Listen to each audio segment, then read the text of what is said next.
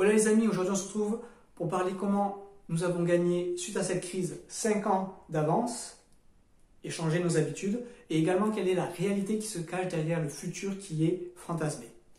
C'est parti. Donc tout d'abord, nous avons donc gagné 5 ans d'avance, c'est-à-dire que les habitudes des personnes qui ont été confinées ont changé littéralement de comportement, c'est-à-dire qu'elles ont utilisé les technologies numériques, digitales, et elles se les sont appropriées. Et ça, c'est plutôt une bonne chose parce que ça a permis en fait de changer de fonctionnement, de process, de façon de travailler, de communiquer et aussi d'interagir avec les autres. Bien entendu, ils ont pris conscience aussi des dangers, de la responsabilité que autrui et chaque individu a face à lui-même, mais à l'ensemble des personnes avec qui vous allez interagir. Et ça aussi, c'est plutôt pas mal. Donc, ces 2 mois nous ont permis de gagner ces 5 ans d'avance. Ça s'est vu par rapport donc, au comportement, mais aussi ça s'est vu également au niveau des entreprises, c'est-à-dire tous les outils qui sont généralement utilisés par les ingénieurs, les chargés de développement en informatique ou autre, ou de management, se sont vus à outrance sollicités et utilisés par la plupart des entreprises pour pouvoir en fait continuer à produire et à travailler. Et ça, c'est plutôt une bonne chose. Donc, il y a une forte demande vers le digital, vers la numérisation des process, une nouvelle façon de travailler, une nouvelle façon de communiquer, une nouvelle façon de produire et de satisfaire les besoins des clients. Et aussi de communiquer avec ses collaborateurs, partenaires, prestataires ou autres. Les conséquences de tout ça, c'est que les métiers en présentiel, quel que soit le métier, que ce soit hôtesse de caisse ou autre, ça va être des métiers dont la valeur pécuniaire devra nécessairement, entre guillemets, augmenter. Pourquoi? Par rapport à la prise de risque sanitaire, mais aussi par rapport à la rareté. Si vous accueillez moins de personnes dans un restaurant, donc forcément, les tarifs risqueront d'augmenter. Pareil pour les sièges de cinéma. Voilà. Vous êtes un hypermarché, il va falloir donc développer forcément le click and collect, le drive, et bien entendu anticiper l'avenir avec la livraison à domicile et donc tout ce qui est le retail. C'est-à-dire qu'avec les nouvelles technologies, on va aller vers de plus en plus d'immédiateté et donc de livraison à des points géographiques stratégiques en ce qui concerne les clients. Donc ça, c'est aussi un autre aspect du digital, de la technologie. On a pu voir que pendant cette crise, justement, les transporteurs étaient très sollicités. Donc du coup, ça a permis justement d'éviter des déplacements, mais aussi d'accéder rapidement à des produits plutôt que de se déplacer nous-mêmes. Ça a reconfiguré en fait la façon d'acheter, de consommer, mais aussi d'offrir et de répondre à des besoins. Il y a également une autre conséquence à tout cela, c'est que nous avons pour certains métiers une obligation de moyens et pour d'autres une obligation de résultats. Donc l'intérêt, c'est que derrière ces 2 obligations,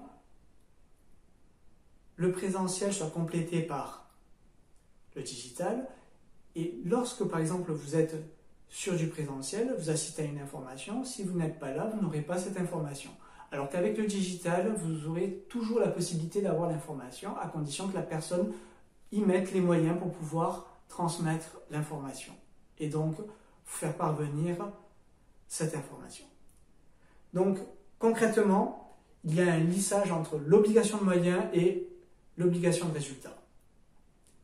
Et ça, c'est un autre aspect des conséquences de l'après-crise. Il va falloir mixer le digital avec le présentiel et ça va être les bases des nouveaux business models, des nouvelles entreprises, de la nouvelle société sur laquelle nous allons. Et effectivement, l'avenir se profile à grands pas, tout simplement parce que les germes ont été plantés avant la crise, qui date depuis longtemps. Et nous sommes arrivés à une époque charnière, c'est-à-dire un embranchement, une bifurcation dans laquelle le cycle économique s'est arrêté pour beaucoup de personnes, pour beaucoup de structures. Ce redémarrage permet à tout le monde de repartir plus ou moins égaux. Bien entendu, on n'a pas, par exemple, nous en Europe, les GAFAM ou les BATX. C'est vrai. Néanmoins, l'arrivée de la 5G est en train de redistribuer les cartes au niveau mondial, même si certains pays tels que la Corée du Sud a déjà la 5G n'est pas totalement opérationnelle. Quand je dis opérationnelle, certes, elle a été déployée à certains endroits du globe, mais elle n'est pas encore totalement utilisée à travers ce qu'elle pourrait offrir. Et ça, c'est très important. Donc du coup, les cycles redémarrent. Donc la 5G va permettre de superposer le digital sur le réel. Et donc nous allons avoir une couche supplémentaire d'informations qui va permettre d'augmenter la réalité. D'après le baromètre EY, la France est devenue le premier territoire d'Europe, c'est-à-dire le premier territoire attractif pour deux raisons. La première, c'est que c'est un territoire qui est attractif parce que, en termes de souplesse, en termes d'investissement et en termes de savoir-faire, la France offre des opportunités plutôt intéressantes. Mais également, c'est aussi un point d'entrée pour le marché européen. Maintenant, les conséquences de tout ça, c'est que Bouygues souhaite reporter les enchères de la 5G à l'année prochaine, ce qui peut justement avoir un effet néfaste sur le développement de la France, mais aussi de l'Europe. Et notamment, du fait que nous repartons sur un nouveau cycle économique, nous prenons du retard.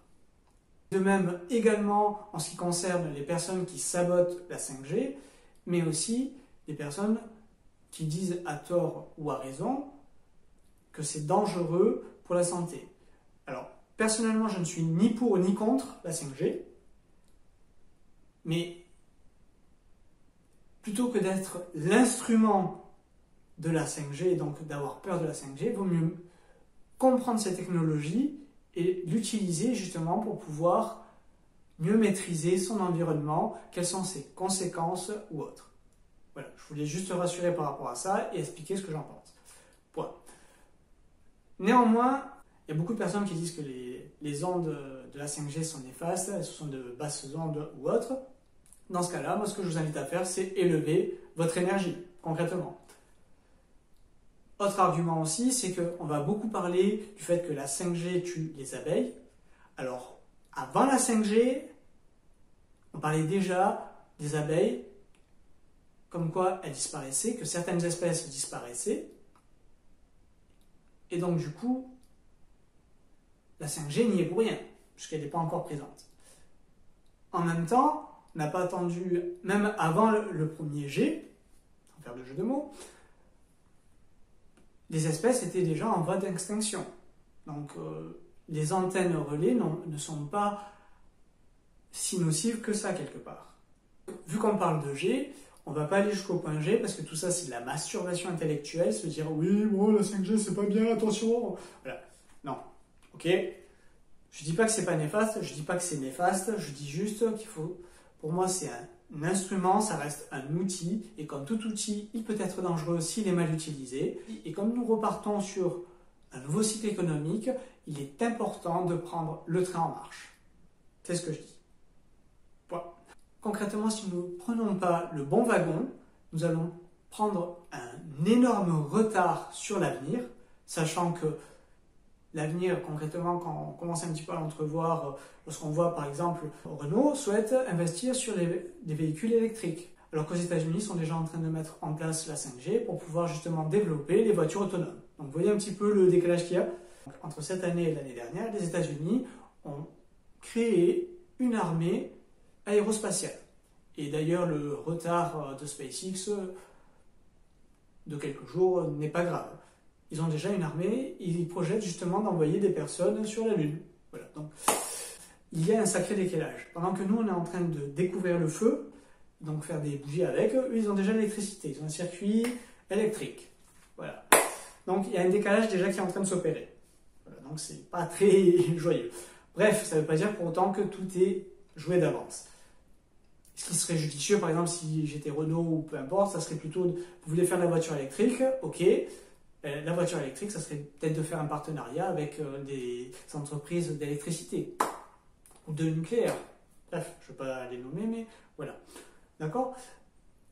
Donc, c'est un peu la même chose que si je parle de Renault, les voitures électriques, les voitures autonomes, je parle du numérique, c'est européen, je parle de digital, c'est américain, c'est exactement le même procédé, c'est la même analogie. Ça veut dire quoi? Ça veut dire que nous fonctionnons encore sur du numérique, eux ils vont sur du digital. Digital, ça veut dire deux choses, digit, doigt, et numéro. Et numérique, ça veut dire uniquement que nombre. Donc en fait, les nombres, c'est la première couche pour pouvoir accueillir le digital. Mais concrètement, même si la majorité des Français, des Européens sont des meilleurs ingénieurs, ils sont tous déportés généralement aux États-Unis. Donc ça ne sert pas à grand-chose. L'important, ça serait plutôt de créer quelque part de grandes structures, de grandes entreprises, pas seulement grandes par leur taille, mais grandes par rapport à leur collaboration avec peut-être d'autres structures qui vont collaborer entre elles, mais aussi par la propagation et l'implémentation dans la société, de manière non intrusive, très important, de façon à préserver ce qui fait de nous un être humain. Au-delà de ça, la nouvelle société dans laquelle on doit aller doit mettre justement en place des technologies qui vont être des indicateurs qui vont nous permettre d'avoir plus d'humanité dans nos relations, d'avoir plus de temps pour nous, pour soi, pour les autres, et pouvoir en fait corréler l'efficience avec les moyens et les résultats. L'après-crise, ce changement, vers quoi nous allons aller? Et c'est à nous à poser ces questions-là et à infléchir l'avenir pour un avenir qui soit meilleur pour tous et pour nos enfants. C'est très important. Au-delà de ça, il y a autre chose qui se manifeste, c'est la capacité aussi à nos sociétés à créer de la co-création. Vous allez mettre en place un écosystème qui va permettre en fait de conserver l'individualité de chacun tout en faisant un groupe d'individus. Et ça, c'est plutôt intéressant.